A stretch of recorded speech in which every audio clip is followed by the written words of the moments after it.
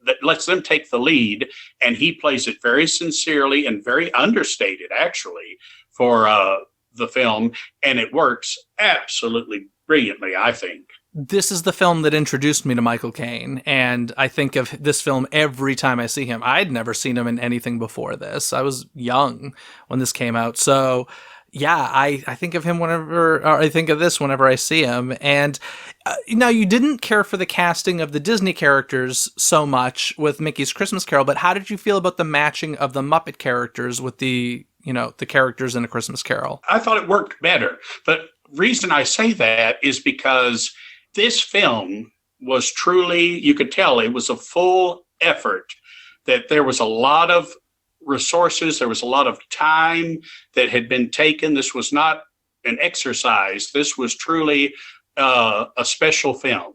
And a lot of it, of course, was to honor Jim, who had, just passed away. And so I think this film has a lot of heart and a lot of dedication, I guess is the word I would use, that the first one didn't necessarily give that feeling to me. Yeah, I would certainly agree. And, this one also has even more so, has a ton of added dialogue, stuff that is, not mentioned in the book at all.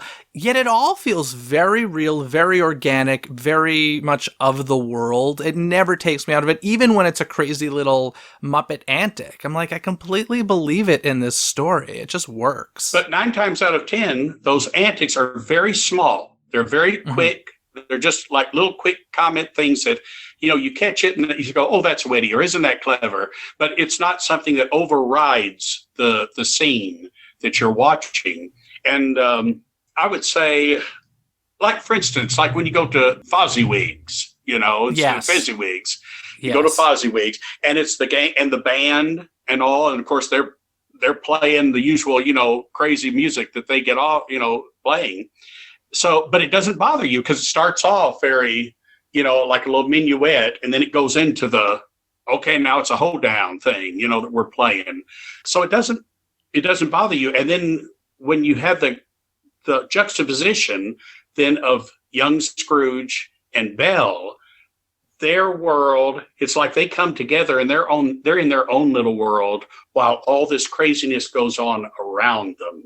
So that the focus of the film remains true and straight to the heart, where the other things are just, they're like little extras to have, Sam the Eagle is the schoolmaster, a character doesn't really exist in the book, but it's it's a fun little thing to have him do that, and to have Gonzo and Rizzo, make their quips and stuff. But the one thing about this version is because you do have a narrator of Gonzo, you get a lot more Dickens actually into this adaptation than you do in most film adaptations. That's true. I'd never really thought about that, but that's right. A lot of his narration is directly from the book. So it was a wise choice having Charles Dickens as the narrator. One big change we get in this is not only do we have Jacob Marley, but we have Robert Marley in this as well, because we have Statler and Waldorf, the two old men in the balcony at the Muppet Show, playing the Marley brothers. And I'm curious, do you know where Robert might have come from? Is there anything? Bob Marley. Oh, is that? I didn't even catch that. Yeah, that's the joke. It's Jacob and Robert Marley. Bob Marley is the joke. Yeah. I thought there might have been a Dickens connection. No, that was the thing. And I'll have to say, now, once again, they're entertaining, but I don't think they serve the purpose that Marley's supposed to serve in the film. So they have the one song, but it's not, it's them. It's them being funny. It's not, scaring Scrooge and warning him, but setting the stage, in other words, for what's to come. Earlier, you were talking about, Sam Eagle as the headmaster in the whole past sequence. It's so interesting, though, having him he essentially replaced the sister. Fan. Yes, Fan doesn't show up in that adaptation. So that I found was a very strange choice. I'm not quite sure why they did that, unless they're like, we need to fit Sam Eagle in. I thought that was a poor choice, honestly. I agree, because it had nothing to do with anything. Like you said, it's, once again, it had been much more touching and nearer the original storyline if you'd actually had Fan. And they could have pulled out any of the characters for that. Yeah, now I need to go on a slight tangent here because there is a song, actually there are a bunch of songs that were cut from this film that Paul Williams wrote that you can find on the album. But there is this, there's a bunch. There's this one song that it's so interesting because I know it as being part of the movie, even though it wasn't theatrically. What happened was, where did you watch this? Did you watch this on Amazon or something? Well, this was the interesting thing. 1992 is when this film came out. So that's my first year to do it at North Shore, but I don't remember seeing it in the theater in Massachusetts. So I don't know if I saw it. I want to think I saw it maybe here. I don't know, after Christmas, but I can't imagine that I would have. So I don't know. It might have been later on when I saw it either on television or on video was when I actually saw the film. So when you recently rewatched it, how did you watch it? Oh, I watched it. I watched it online. Is what I watched it online. But yeah. So I'm curious. Which was most cut likely because there was. I'm like you. Isn't there the song between young Scrooge and Belle? Is that the one you were going to bring up? That's what I'm getting at. Yes. Okay. And it's scored underneath at the end, I think, of the film. So here's the thing. That's the theatrical cut of the film. There is this beautiful song called When Love Is Gone that is honestly, okay, I'll put it to you, as a kid, it is kind of boring. Boring in It's the in love the way, song. Okay, seats are going to squeak. But this is, it's so funny because these days I'm such a ballad guy. But back in the day, when Wizard of Oz, Over the Rainbow, fast forward. Little Mermaid, Part of Your World, fast forward. And now, these are all my favorite songs from these things. So that was kind of how I felt about When Love Is Gone. But the thing that's weird is when they released it on VHS, they added it in. So the version of the movie I've seen. Well, that's what must have been what I saw first because I had the VHS and I remember that scene and the song. Yes. And it's a great scene, a great song, a great performance. And so for me, having seen it a billion times on VHS, to me, it's part of the movie, even though theatrically. And it was not in the original release. Was not. So when they put it out on DVD, I have a DVD version where you can watch it with the theatrical release, so without the song, or like the VHS one with the song. But if you watch it with the song, it's not widescreen. It's the standard TV square shape. So there's no widescreen version with that song that I'm aware of, which drives me crazy because it's so good. Tangent over. I just had to say it. Well, now tell me, do you recall in the the theatrical release, did they still use that music at the end during credits? Because it's in the credits. Music. Yeah, they do a reprise of it. And, I was super young. I only saw it that one time in the theater. But I'm going to imagine. So I think what we have access to now, like on Disney Plus or Amazon or whatever, I'm pretty sure that that's what the theatrical cut was. So it's just so funny because I look at it as being the incomplete version, where the reality is that's the complete version. What the VHS had strangely was the director's cut. Well, I'm glad I hadn't lost my mind because when I watched the online this, recently, the song was not this in that scene. I was going, wait a minute. There's more to this scene, and there's also a song, and I know some of the lyrics, so I know it exists. Yeah, you're not losing your mind. It's very unfortunate because I think it's a great scene. So anybody listening, if you watch it on Disney Plus, just know you're seeing the theatrical version, but it's missing that song. If you can get your hands on a VHS or one of the DVDs that actually had the song, I highly suggest it and encourage it. I think it's great. I really, really do. Well, I had the CD too because I loved the music from the film. So I'm sure that's probably another place I was introduced to the song. The CD and the cassette, I had the cassette way back when, they have a bunch of music, several songs that are not in the film. Even Sam Eagle has a song. Oh, wow. I don't even remember. Yeah. So, but not in the movie, just on the soundtrack. Yeah. So it's interesting. Speaking of the great music, we've got to talk about, because this is honestly one of the greatest Christmas songs ever written in my mind. And I'm talking about Christmas Present sings It Feels Like Christmas. And, it's in the season of the street corner choir. It's coming home and getting warm by the fire. It's so good. It's so full of the Christmas feels.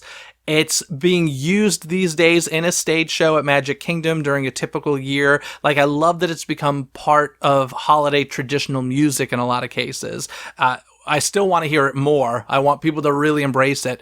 But it feels perfect to me. It is, and it's a walking song. Yeah. It's that tempo. We're walking down the street and we're feeling good and we're feeling up and it's inspiring, So it is a good thing. It'd be good for, a parade even, one of the Disney parades. Well, I've always wanted them to do like a Christmas Carol parade because Disneyland's parade needs an update. But even more so, I have for many, many, many, many years said the Muppets belong on Broadway. And I feel like the perfect introduction would be a limited run of the Muppet Christmas Carol on Broadway. I think these songs are made for a Broadway stage. And one thing I will say that this also, you mentioned Christmas Present. That's the first version of a Christmas Carol that I ever saw done successfully, of seeing Christmas Present age through the scenes. Yeah, you see his beard get gray. You see him get a little bit stiffer. Yeah, I know North Shore even tries to do that with some of the lighting on his headpiece and stuff. You can but see, you really can't, because you can't leave the stage or anything. So there's nothing you can really do except they put, I think, a shawl over him. Basically, is what they do. Yeah, and have him crouch over. But yeah, you're right. That is something I haven't seen really in any of the other films. And so it's such they do a lovely job in the other one. The one coming up we'll be discussing, but this is the first one that I ever saw on film where I actually literally saw Christmas Present age during the film. Yeah. Now, we've got to talk about Tiny Tim's death in this, because I got to be honest, I think of all of them, this is the one that makes me the most emotional. I think that Kermit's performance and Miss Piggy's performance in that scene, which sounds ridiculous to say, but beautiful. Phenomenal performances. And once again, you listen to that underscoring. And man, that just grabs your heartstrings. And they cut to that slow pan over to Crutch by the hearth, and it's just wrenches you. Yeah, they do a really, really good job. There's one detail in this I want to talk to you about before we move on, because I don't believe this is in the book, and I'm curious if you've ever seen this. There's that scene at the end when Scrooge encounters the charity workers again, and he decides to make a donation this time around. This is the end of the story where he's in better spirits. And in this, we have, Dr. Bunsen, Honeydew, and Beaker. And Beaker gives Scrooge a scarf as like a thank you or a gift.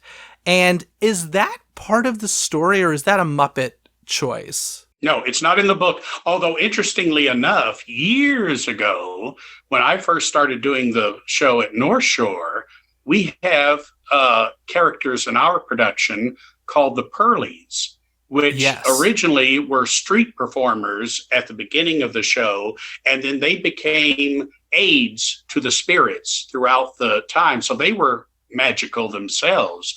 And at the end of the Christmas Future, they would wrap me in the chains, in Marley's chains, and drag me from the crypt back to the bed right before the awakening scene. And then on the street, right after I had met, I think it was right after, might have been just before, I met with the charity men, the Pearlies returned, and I recognized them as, wait a minute, haven't I seen you before?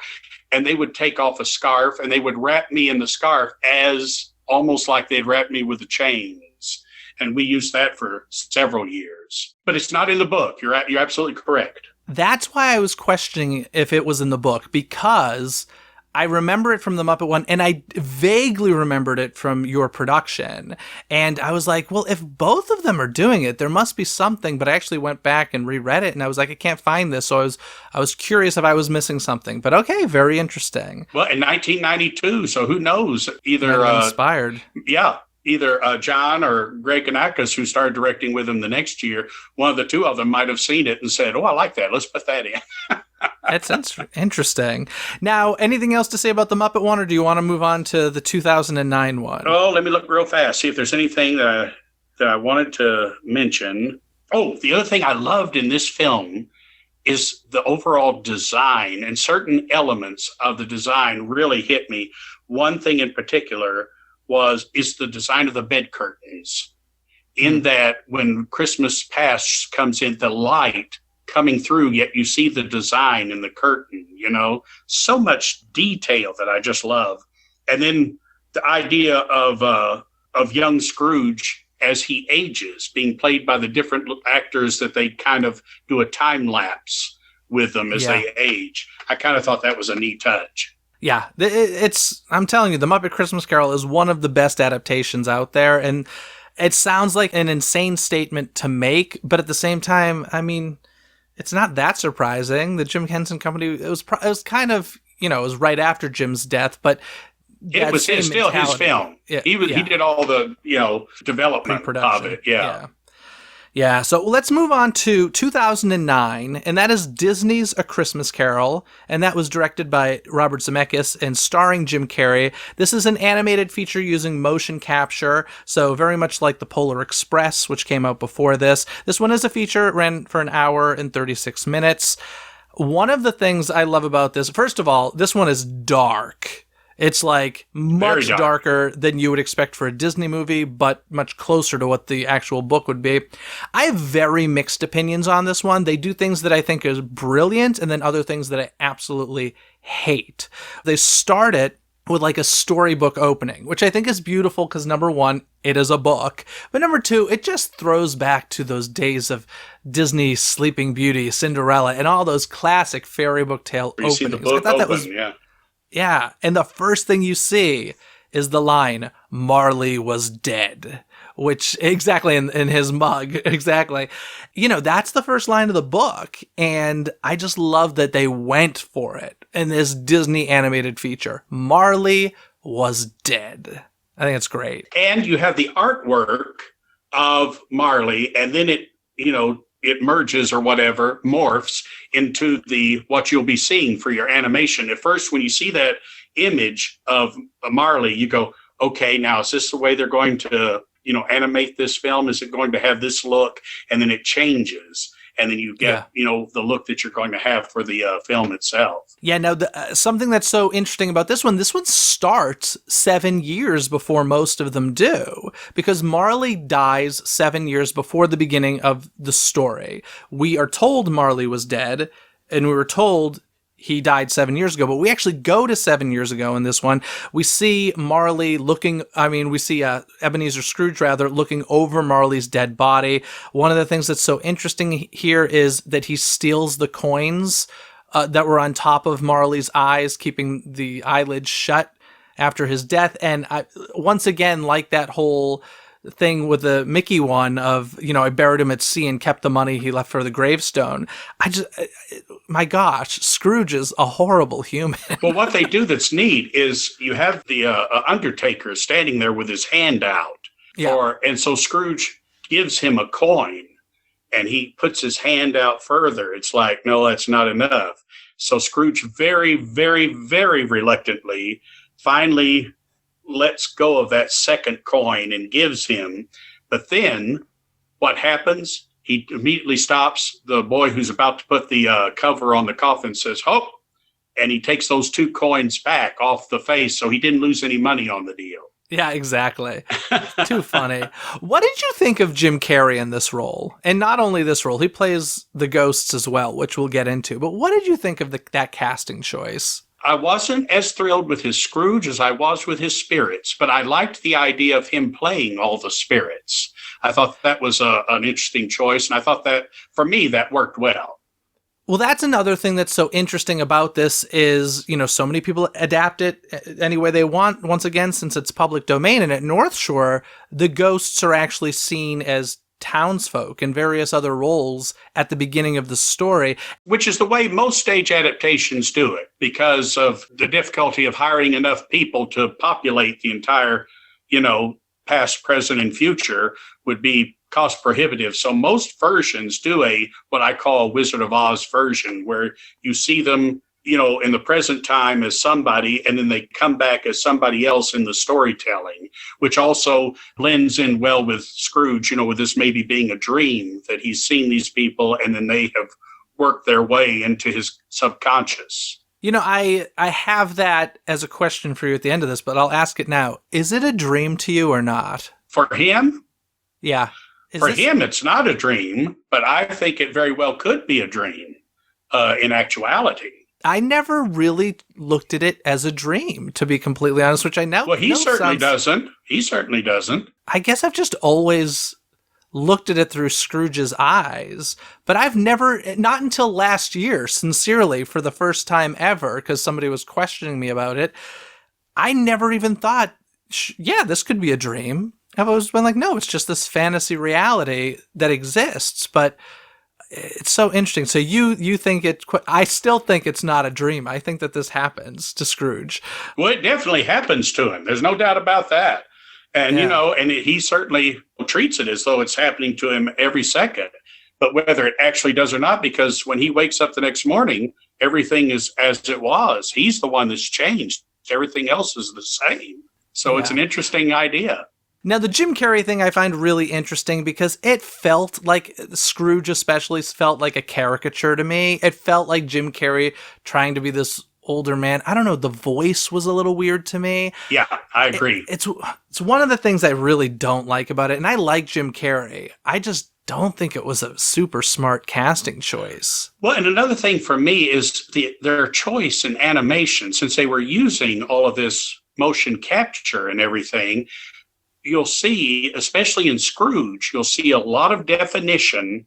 Oh, what am I trying to say? A lot of specifics about the face and the eyes, whereas some of the other characters that you don't see very much, the eyes are always looking dead to me. It's as if there's, large pupils and they just colored in, brown or blue. I mean, it's like there's no work done animation-wise with that. But then to go to so much trouble to capture and, the work with the hair blowing in the wind, I mean, is amazing. But then they designed the character where he's about, tiny.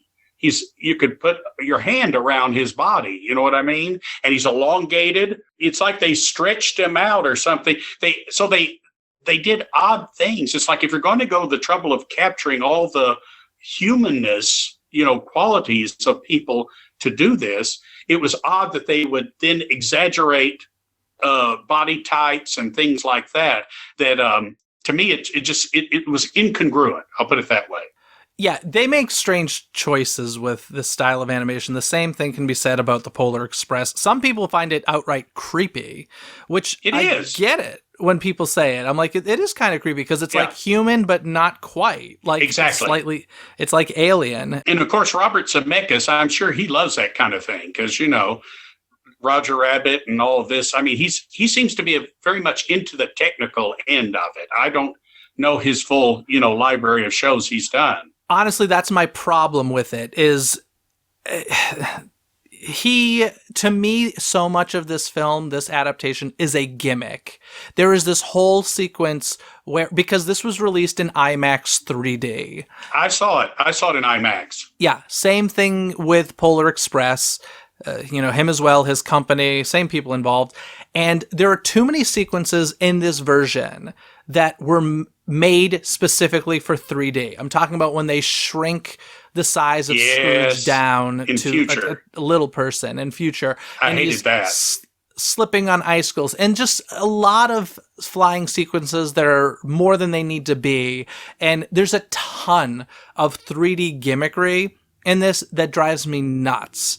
Well, I have to say, I do like the one thing I found very successful is the whole idea of taking you literally through London. I loved that, like the opening sequence and all. Yes. And you come to the Tower of London and then you turn and you go towards St. Paul's and all this, that it's a wonderful kind of a thing. But like you say, for instance, when he goes with Christmas Past back to his school, and I got the impression when I saw the film, I thought, okay, this is planning for a ride.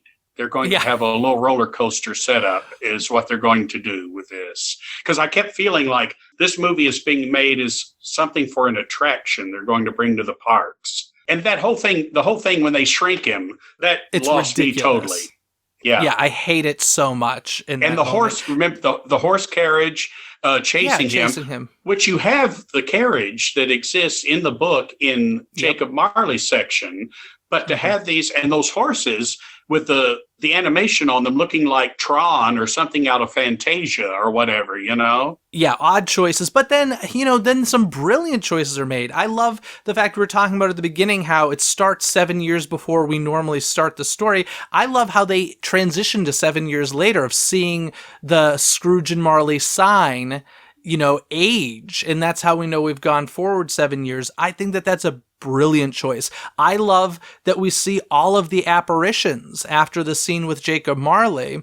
There's this great passage in the book that talks about all of these apparitions carrying these chains and stuff that Scrooge is seeing. And they want to help people, but they can't. And they're gathered around the poor woman and her child there in the doorway and stuff, which is directly from the book, Exactly. So there's a lot they worked in. So I love that. There's also a great scene during, I know we're jumping all over the place here, but in, Christmas Future, where there's a scene where we see, one of Scrooge's tenants or, people who owe him money essentially, who are overjoyed by his death because now they're like out of this hole of debt from Scrooge, which is in the book, but I had never seen any adaptation ever show that scene. That's done quite often. It actually is in older versions, like you talk about like the 30s. That was really very popular back then. Of course, that was also during the Depression. People were losing their homes and stuff. I just watched an adaptation yesterday that had that. But yeah, that's very strong. And the other thing I find so interesting, comparing, let's say, the Muppets and this one, is Christmas Present, the way he leaves us at the end of his time. In the Muppet Christmas Carol, as you recall, there's these little lights, little star of lights, and he just kind of goes into the heavens, disappears in this wonderful bit of light, whereas the motion capture, he literally disintegrates before us, and he's still laughing, but literally you see everything is left but the bones, and then the bones disappear, or it's like being cremated or something. It was very scary. Yeah, he turns into ash and the wind takes him away, and it's very, very cool if you're into that sort of thing, I guess. But, there's ignorance and want is another thing that is touched upon in this film that I think a lot of adaptations cut out when we're talking about the Ghost of Christmas Future. The other two, right? I don't think they're in the other two, are they? They are not, no. So ignorance and want are these, these children, and they do it so great in this, where not only do we see them as the children, you see what happens to them. Yeah, we see what happens to them as they age, and how these are just bad things for humans. And ignorance and want. If you don't address it now, this is what happens. Now, you say you like Jim Carrey playing the other ghosts. I think it's an interesting choice. I'm not sure how I feel about their choices and portrayal as far as like the Ghost of Christmas Past, that whole like candle flame thing I find weird. And I know in the book that like there's the description of this bright light shining out of the top of this ghost's head. And I don't know, but just having it as like the flame on a candle, I found bizarre. Well, that didn't bother me because that is closer to the vision. They said that it's almost like a little old man that's part child, they say, and then he's carrying his snuffer with him. Mm-hmm. So it's basically he is a candle. And it's interesting, they play him Irish, and then they play President Scottish. Is the way they portray them, which is interesting to me. But the only thing I didn't like about Christmas Past was when they would do the kind of the token thing, and I got a feeling this was Jim Carrey when they're filming, that he would do his head kind of like, can you get me now? So you see the flame do this, pop back and forth. But it was almost like, okay, now you're just playing around. You're not playing the character at that moment. Yeah, it was some weird choices. I do like him as Christmas Present. The thing I love about Christmas Future is we don't ever see his face physically as Christmas Future, since it's more like a Grim Reaper. But if you notice, it's always Scrooge's silhouette. Yeah. So it's still Scrooge. Oh, and we didn't mention that either. That was something in Muppet I thought was very effective, was the way they moved from scene to scene, that kind of swirl thing with Christmas Future, and then come back to the next place. Yeah, some cool transitions there for sure. And, overall, Rewatching this one, I actually enjoyed it more than I remember. I just remember when it came out, I was really disappointed by it just because I'm such a huge Christmas Carol fan. And I knew that they were going pretty traditional with it, which always excites me. I like to see all the different versions. I like to see the modernistic ones and the ones with the twist. But truly, I love when you go true Dickens. And it's kind of what this film promised and did deliver in some aspects and did not in others as far as being gimmicky in some cases. Yeah, I don't know. I don't know why I guess maybe it's because people say we're doing animation, but so often when they animate, it seems like they want to, I don't know, schlock it up a little or, add a little extra stuff to it that is not, sticking to the story or sticking to the heart of the story. It's too many little add-ons just because we can. It'll say, okay, a human body can't move this way, so we'll do it because we're animating just for the heck of it. It always reminds me of a directing teacher I had who always said, if you ever start the sentence with, wouldn't it be fun if? Yeah. She's like, don't complete that sentence. That's not a good enough reason to do something. And I got that a lot with this, with Jacob Marley's ghost and the jaw dropping, and he takes his hand and starts moving it up and down. I'm like, no, this is a wouldn't it be fun if moment. Shrinking Scrooge down and, that whole sequence. That's a wouldn't it be fun if moment made for 3D purposes. I will say this. I think of these three films that Jacob Marley is the best in this film. That he really scares me when he comes right up into Scrooge's face. But when he's right up in his face, you'll notice his eyes are not looking at Scrooge. They are just focused in the distance. But it's just, oh man, that's a frightening image to me. Speaking of the close-ups of the face, there's a great scene with Bob Cratchit going, his son has passed away at this point, and we get Scrooge and Cratchit looking directly at each other. Of course, Cratchit cannot see Cratchit's Scrooge. Going up the stairs. Yeah, exactly. Oh, and it's this beautiful close-up of Bob Cratchit's face where you can just see the mournful look in his face. And another thing that's so interesting is we see at the top of the staircase the silhouette of dead Tiny Tim's body cast on the bedroom wall. Now, do you remember I don't know if they did this multiple years or not. Just exactly 1 year. Just 1 year. Just 1 year. They did that at North Shore, and I loved it. First of all, that kid, I can't remember his name, but he did it a few years, and he was a wild child to begin with. But I remember, because I guess that was what they did back then. They kept the dead bodies in their homes for a period of time. And I will never forget seeing you as Scrooge with the Ghost of Christmas Past looking on the Cratchit's kitchen table and this young actor dead laying there with his family mourning. He was so good. He loved doing that. And the kids, when we'd have the morning shows, they're just like, But he was totally devoted to doing it. But, like we say, it was historically accurate, but it's a little rough to take, that there's a dead person on your table, Would you keep it in your production if it were up to you? I don't know. I really don't. It depends. Once again, it depends on who you're playing it for. Because if it becomes something between the audience and the story, if it gets in the way, I wouldn't do it. So like I said, if it's kids all going, like that, I'll say, okay, I'll just cut it because it's not helping. It's getting in the way of us, getting the ideas across. And that's what they did. I mean, they only did it for 1 year. Yeah, did they add a song as well? Yes, there's a song there. Yeah, they added a song to that scene. It's called The Little Child. I think they call it The Little Child.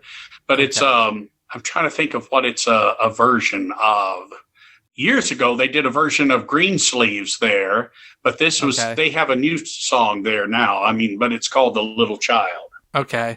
Yeah, I thought that was a really strong, ballsy choice, whoever made it that year.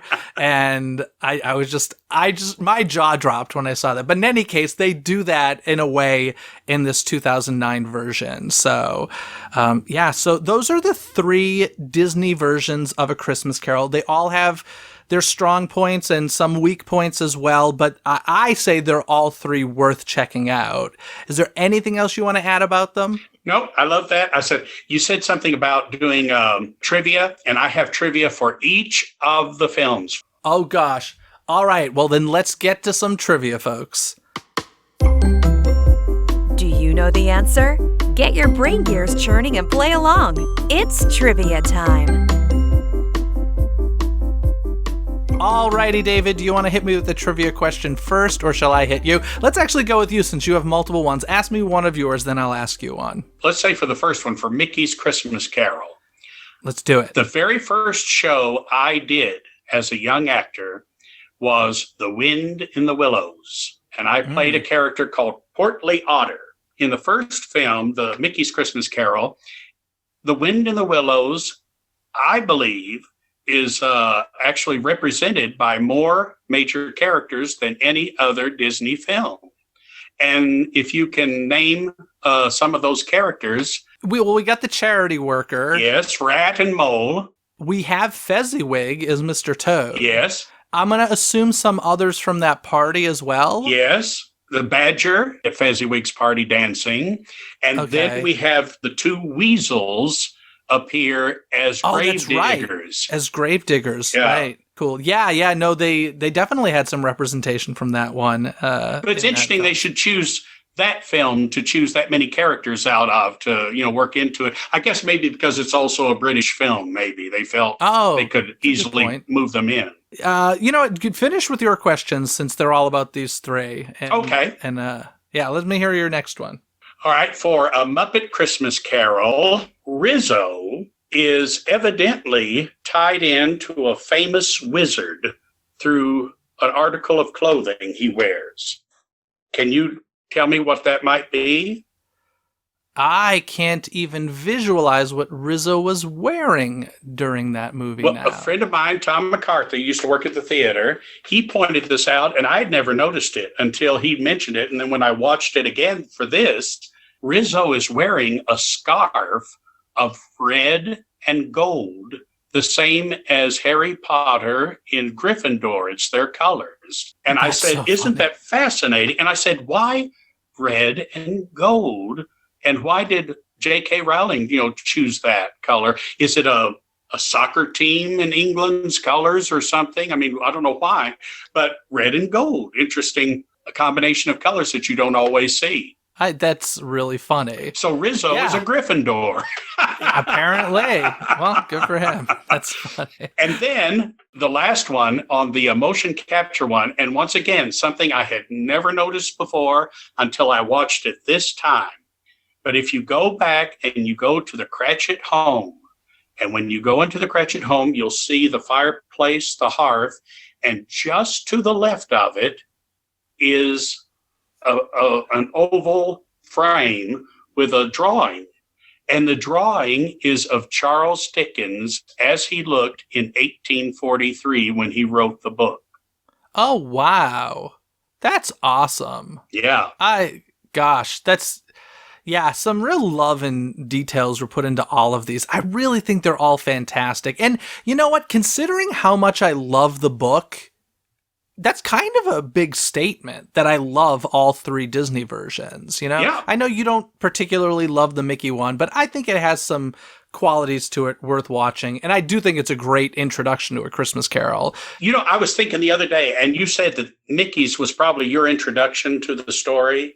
And I think my introduction to the story, because I tried to think about this for a long time, I think it must have been Mr. Magoo was the way I got introduced to the story. I saw that for the first time last year with a friend of mine who was like, you gotta see it because he loved it. He's an older gentleman and he grew up with it. And we were both he was rewatching, I was watching. I was like, I don't know. But a lot of people do love that one. Yeah. It's a bit But of a I think it served the same purpose as Mickey's did. It was a version for kids to kind of get them. Is only, I think, like an hour long or something. But it was a way to tell you the basic story and introduce the characters to you, and stuck with me my entire life. The weirdest thing about that one, and there seems to be no explanation as to why they do this, is they represent the ghosts out of order. I think it went present, past, future. I think it might have been. You're correct. I was like, that is a weird choice that I can't. You know what version I love, speaking of kids' versions, is the Flintstones Christmas Carol. I have that here somewhere. You need to watch it if you haven't, or watch it again if it's been a while. I think the Flintstones do a great version of it. And they're doing a community theater production of it, which, whenever you tie theater into it, that always makes me happy. So anyway, I've got a trivia question for you. All right. I want to know, in 2008, an iconic film actor portrayed Ebenezer Scrooge on stage at the Kodak Theater, now known as the Dolby Theater, where the Oscars are held here in Hollywood. Now, earlier we were talking about how Robert Zemeckis directed Disney's A Christmas Carol. Well, in this stage production, Ebenezer was played by an actor who Zemeckis directed in another time-traveling movie. Who is the actor? Was it Patrick Stewart? It was not Patrick Stewart. Okay, time travel. He did it for TV. This was a stage production in Hollywood. Could it have been, he was in Taxi and he did Back to the Future? Oh, gosh, what is the actor? Chris? That's not ringing a bell. Oh, yeah. Christopher Lloyd. Yeah, Christopher Lloyd. Yes, I remember. I don't remember him doing the stage version, but I remember reading there where he was going to do one. But that was it at the Kodak Theater? It was at the Kodak. It was the worst production I've ever seen in my life. David, this is how bad it was. It was, first of all, it was him as Ebenezer Scrooge, which I was so excited about, and frankly, why I bought the ticket. I love Christopher Lloyd. And it was John Goodman as the Ghost of Christmas Present. I was like, that sounds great. It was supposed to be Gene Wilder as a projection effect as Jacob Marley, which I was like, that's cool, but that ended up getting cut. This show had so many technical problems that when I saw it, Christopher Lloyd about halfway through the show was just like, basically put his hands up and said, screw it, and made the rest of the night a farce. Oh. But frankly, it's a good thing he did because it was so bad. Like set pieces falling over, like typical stuff you see in movies, so bad to the point that I got an email a few days later from the producers saying, we would like to invite you back. We apologize for essentially what you had to witness and sit through. It was so bad. And I was heartbroken because, once again, one of my favorite stories with Christopher Lloyd, one of my favorite actors, the potential was extreme, but the execution was miserably. What, did you see it at the opening or something? Is that what it was? Or it was early in the run because I was flying it has home to be for the a holidays, limited run, for the holidays. Oh yeah, it was a limited run. So they probably hadn't had much time to tech it. Honestly, it looked like they had no time to tech it. Like, it was really, really, really bad. And the scene at the end where Scrooge he always whispers in the ear. In fact, it's written that way in the book as well, to the charity workers. Yeah, how much he's going to give them. How much he's going to donate. Well, I just remember Christopher Lloyd leaning in, and at that point, he just goes, $2 billion. And I was just like, I died. I was like, you know what? At least he made it entertaining because his bow at the end, I remember him just like shrugging his shoulders and being like, I guess that was what it was, essentially. But well, bless his heart. And bless your heart for having to see it. I'm glad I did, but man, it was so disappointing. But, speaking of that moment, you've played Scrooge for many years. What do you whisper anything into the actor's ears, or do you have a number that you think Scrooge is saying? Oh, I don't have any particular number that he would be saying, but I usually say 500 guineas is what I usually say. Okay, interesting. Yeah, I think that's such an interesting moment in the book that it's left up to the reader to decide how much, but it's obviously an overwhelming number. Because he says, this is for a lot of years. This is a lot of back payments in this. Yes, exactly.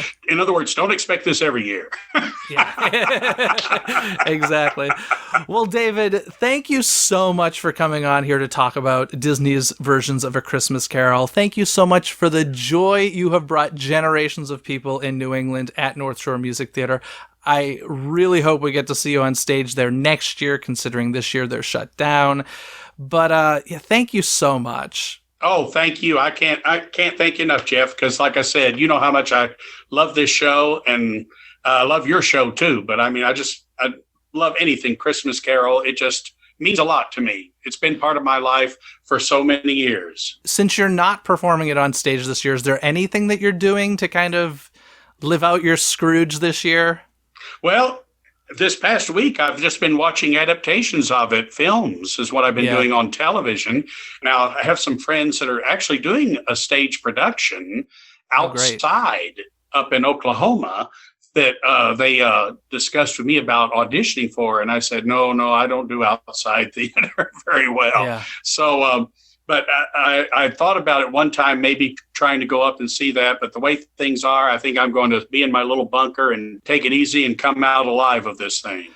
I will say there are a couple of online versions that I'm looking very forward to. Oh, yeah, I've signed up for that. Old Vic and Geffen? I haven't got the Geffen. Oh, I have the LA Theater, too, in Houston. My friends are doing that one, too. But the Geffen is a streaming one.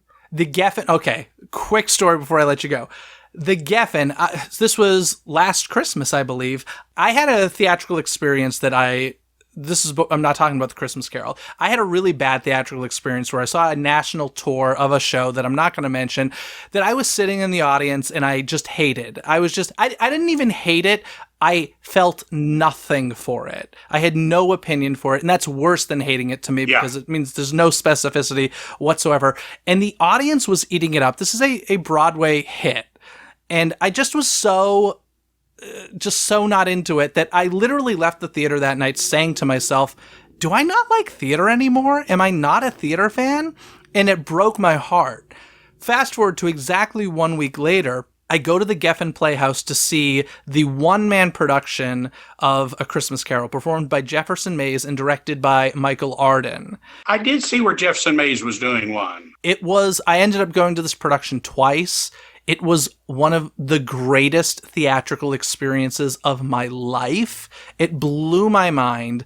This year, they are doing a streaming version of it. It's not just a recording of what was at Geffen last year. They're doing something different. So I don't know if it's going to be as brilliant. It's the same people involved. I'm hoping it's going to be as brilliant.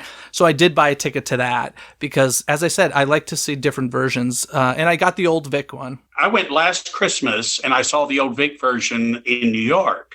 Cool. On Christmas Eve. And then I went to the Morgan Library and saw Dickens reading scripts that they have there on display at Christmas time. And back in 1993, I think it was the 150th anniversary, 150th anniversary of the book. I saw the Madison Square Garden production, their first year. I saw Patrick Stewart do his one-man production. And then I visited the Morgan Library all in the same day. Wow. So that's somebody who likes A Christmas Carol.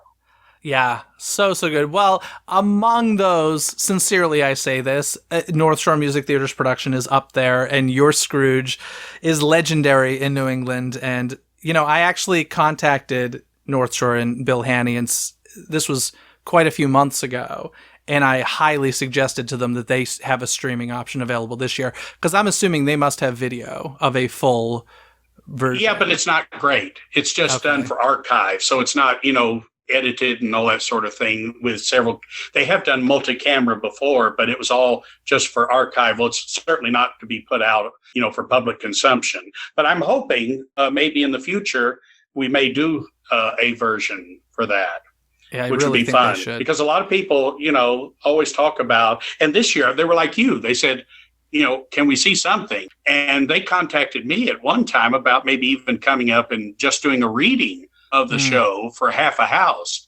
And I told them, I said, oh no, let's not do that. I said, I wouldn't feel comfortable, the way things are. And I said, if we do anything like that, let's, get a good adaptation, good script, and do it and use a green screen or something so you can do some interesting stuff, backgrounds or take you here or pictures from the book or something like that. And then you can sell it to, full houses as much as you want.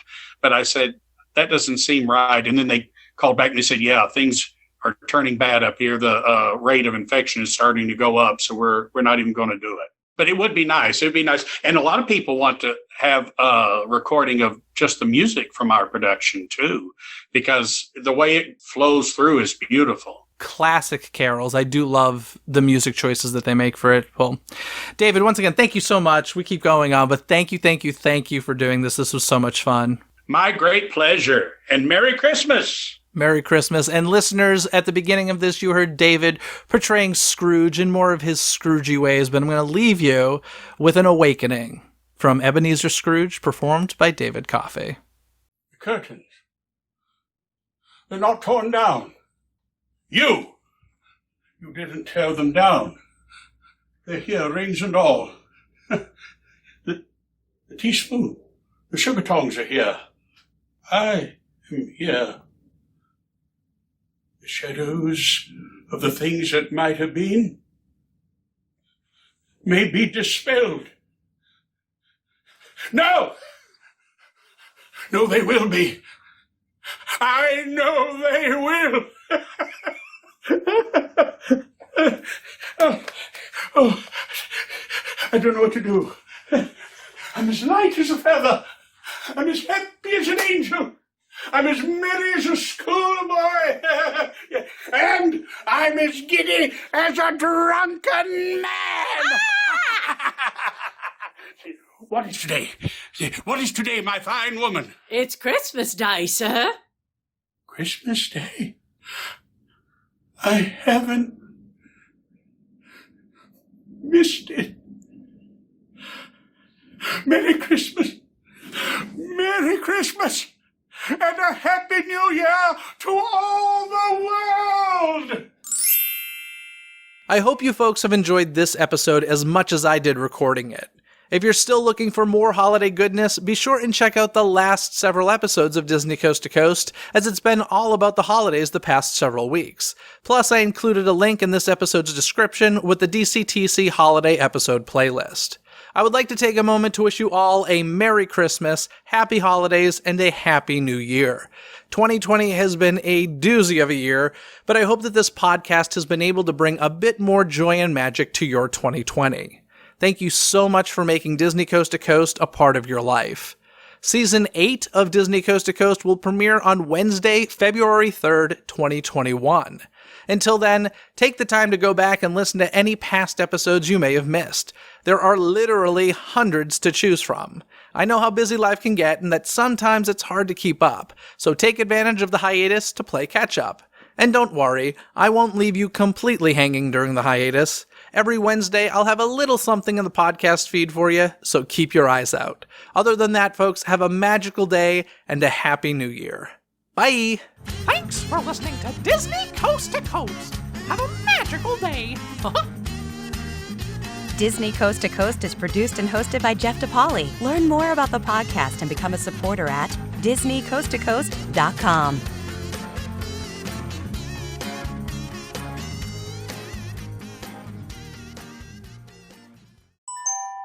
This podcast is part of the DePodcast Network. Learn more about this show, plus find more quality and entertaining podcasts at DePodcastNetwork.com. That's DEPodcastNetwork.com.